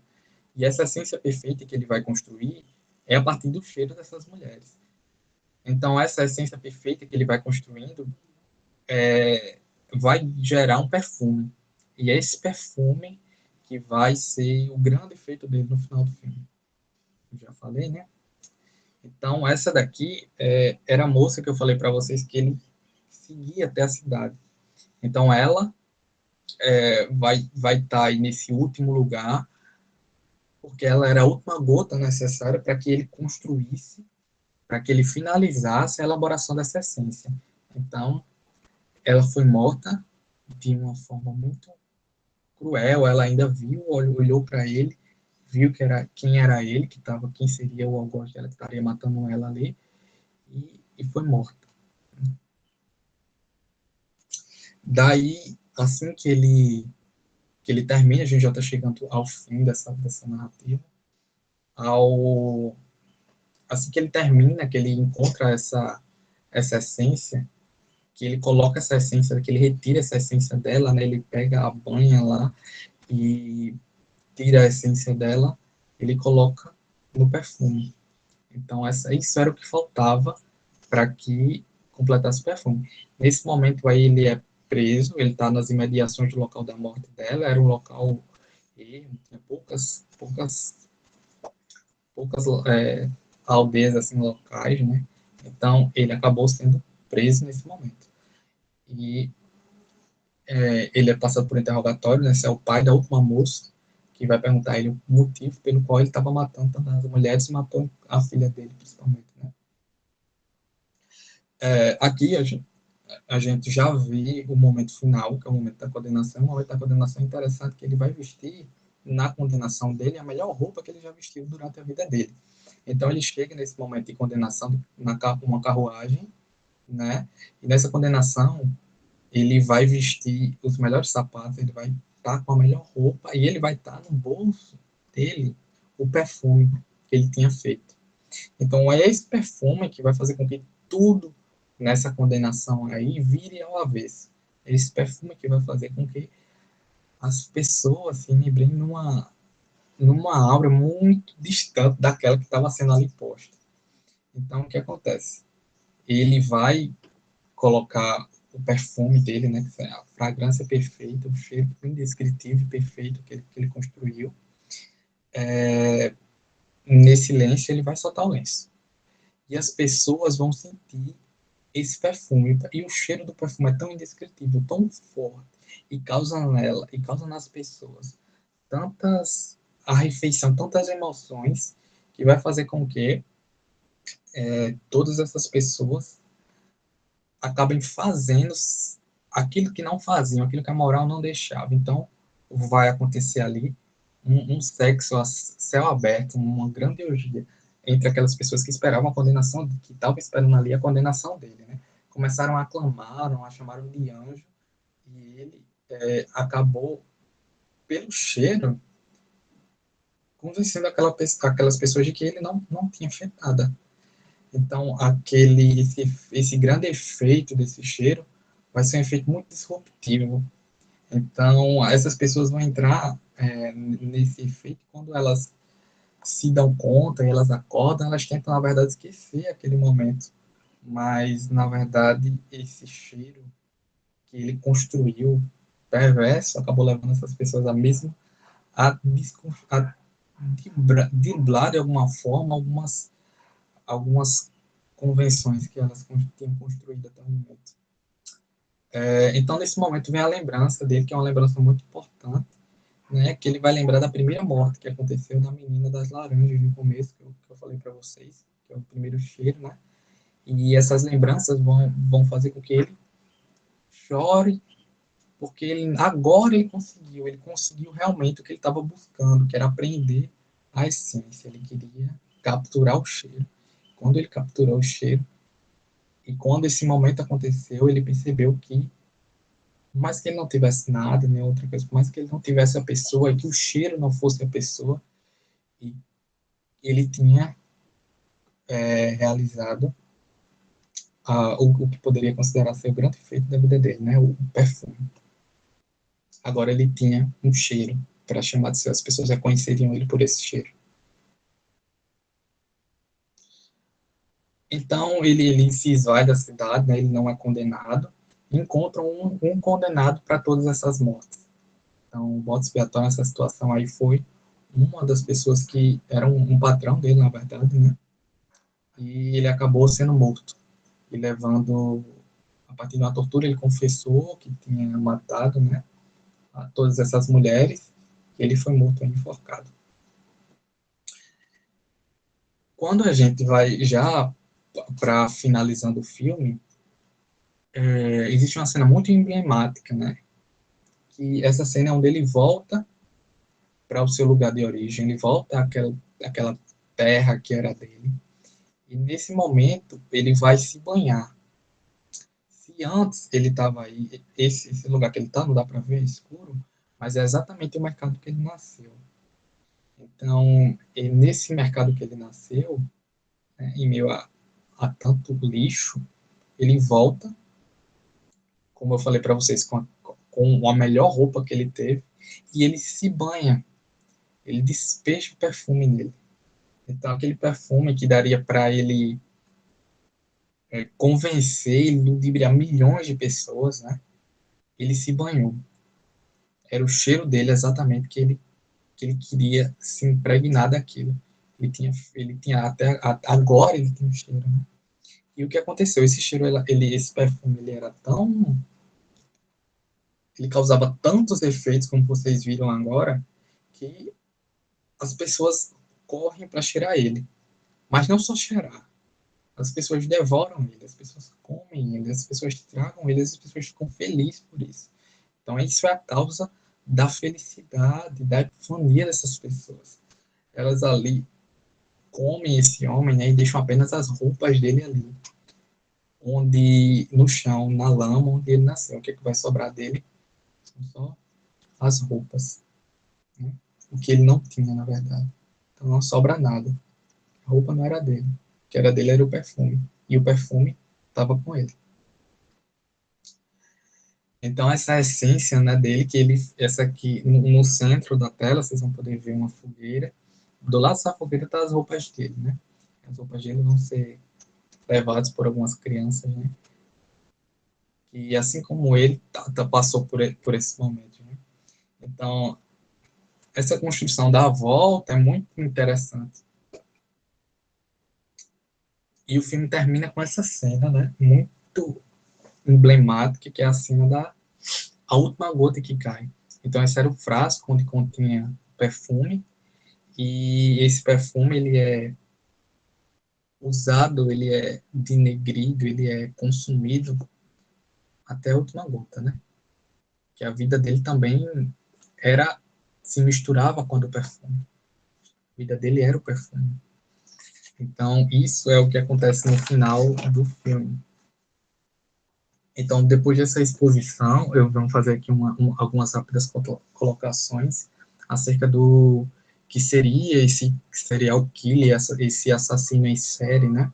Que é um indivíduo que ele vai cometer esse assassinato com uma frequência, e essa frequência vai ter uma característica muito particular, e essas características do assassino que vai cometer isso, ela vai remeter a uma série de características que vão fazer com que ele possa ser considerado esse serial.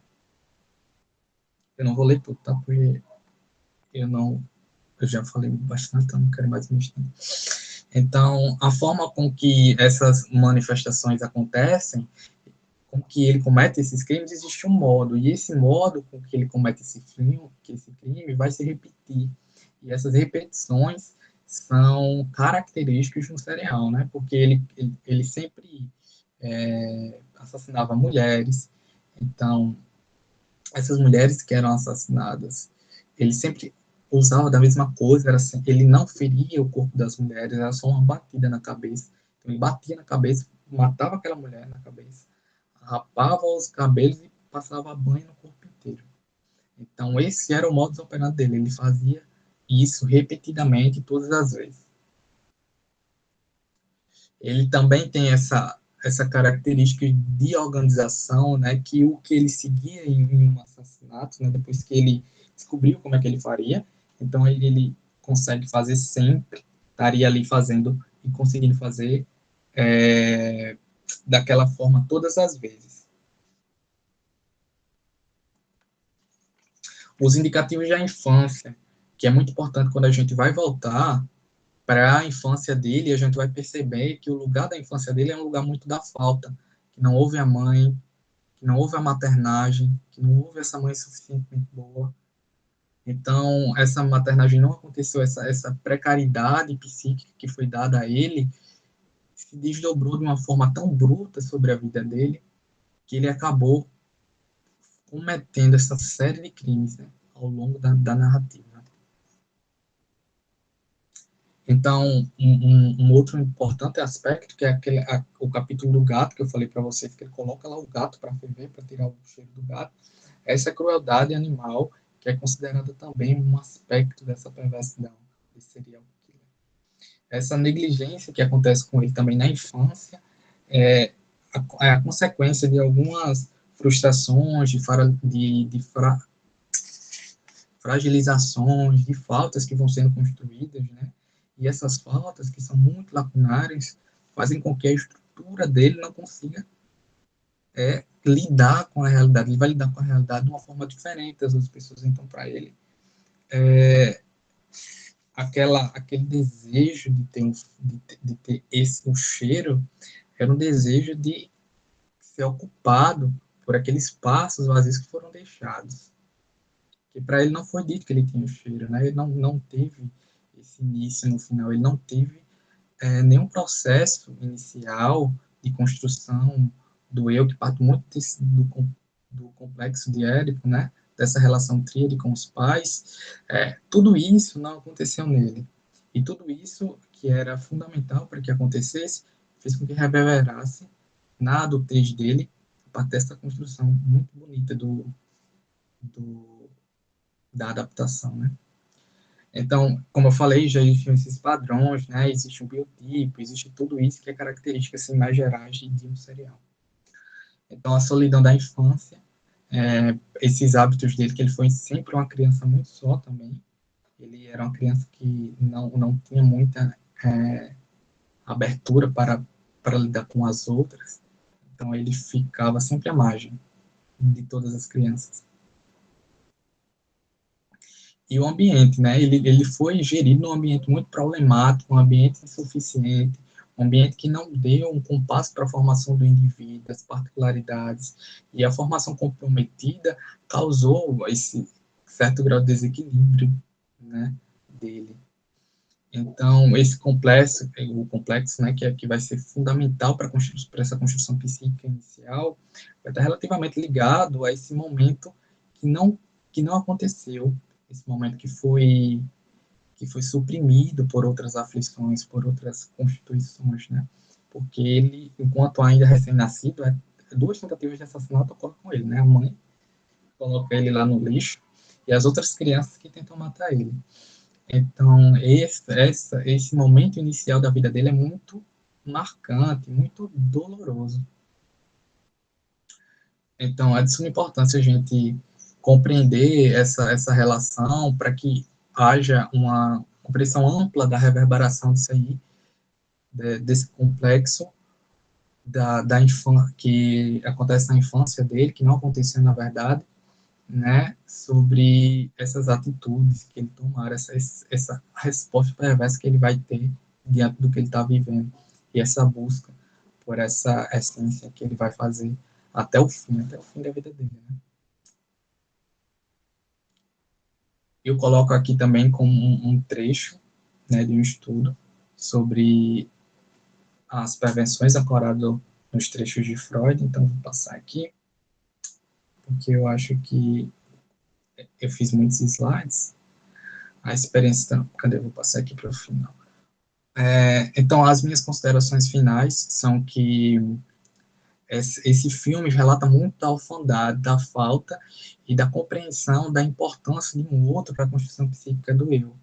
Então, como ali essas tessituras não foram feitas, né, durante a infância, foram condições muito precárias, então não houve a possibilidade de reelaboração, não houve a oportunidade de constituição, e esse perfume que fez com que ele matasse inúmeras mulheres, né, que ele cometesse inúmeros assassinatos, é porque ele se via, né, em um primeiro momento, em meio ao lixo. Então, o fedor, o odor, essa falta de cheiro era característica das entranhas dele.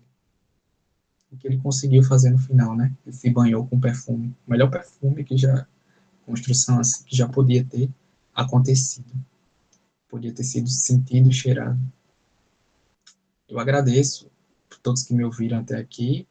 Quero desculpar as interrupções. E essas são minhas referências. Muito obrigado.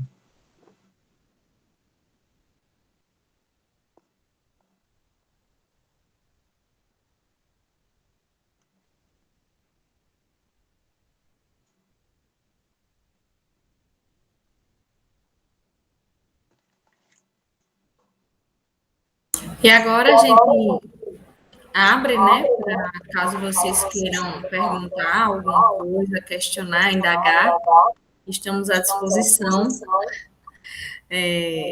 das perguntas de vocês. Fred colocou ali, né? O perfume é uma verdadeira alegoria da perversão enquanto estrutura psicossexual, exatamente.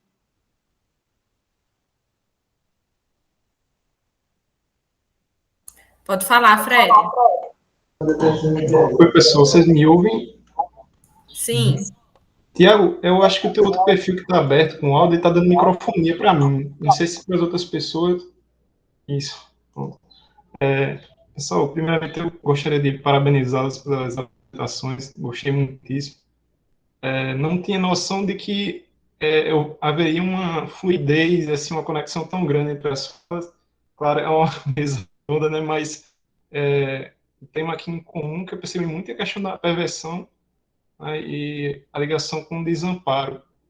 Se a gente perceber em todos os textos que foram lidos, aí a gente vê a questão do desamparo e de como o desamparo influencia na estruturação perversa do sujeito, né? O sujeito, a gente sabe que um dos fundamentos, e talvez seja a raiz da estrutura perversa, seja a não aceitação, né? A recusa, né? Que é esse operador, a recusa em se perceber ou perceber no outro uma falta, né? Eu acho que em todos os textos, aí eu vou trazer, vou falar aqui um pouco mais aqui do texto do Tiago trouxe, do filme, porque, como eu falei ali, perfume eu acho que é uma alegoria cabal do que é a estrutura perversa, né? Um sujeito que está totalmente desamparado e nega esse desamparo a partir do fetiche que é o perfume. Ele sempre vai atrás de um perfume que seja perfeito. Vai atrás, vai atrás, vai atrás. E a gente sabe que o perverso não consegue. Ele recusa admitir que é faltoso, mas sempre vai atrás, vai atrás. E a gente sabe que na estrutura perversa, essa relação é extremamente destrutiva. É tanto que o filme vai encaminhar para uma destruição do sujeito, né? E isso é muitíssimo interessante. No caso da Vanessa, é interessante também, Vanessa, pensar de como... quando eu vi assim, essa questão da personagem que você trouxe, também essa questão do desamparo, porque a gente sabe que nos casos, por exemplo, das adicções sexuais, né? Das adicções sexuais, o sujeito geralmente é estruturado por uma falta de conexão com os parentes na infância. Por exemplo, um pai e uma mãe faltoso vai fazer com que o sujeito tenha relações afetivas muito destrutivas na fase adulta, né? Ele vai procurar essa conexão da falta da mãe ou do pai nas relações posteriores, e geralmente vai ser uma relação fragilizada, né? Porque é comprometida porque não teve isso na infância. Se eu não sei o que é amor, né? Vamos dizer, eu não sei o que é amor materno, nem sei o que...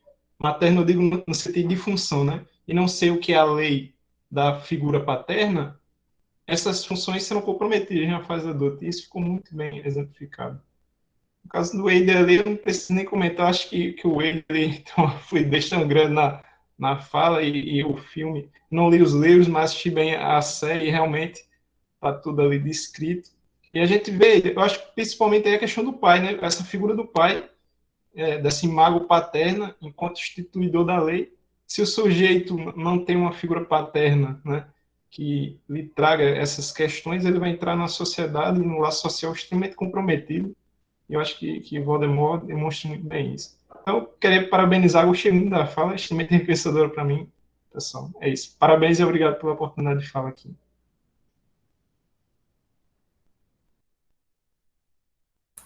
Obrigada, Fred, pelas colocações.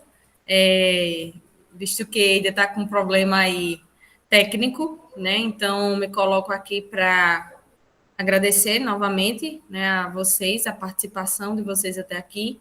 Agradecer a Ida e a Tiago. E logo mais à noite temos palestras e agora à tarde ainda temos mini curso. Então, já convidamos vocês para participarem. Muito obrigada a todos e todas e até mais aí no congresso. Mais tarde temos mais atividades. Então é isso. Obrigada para vocês e tchau, tchau.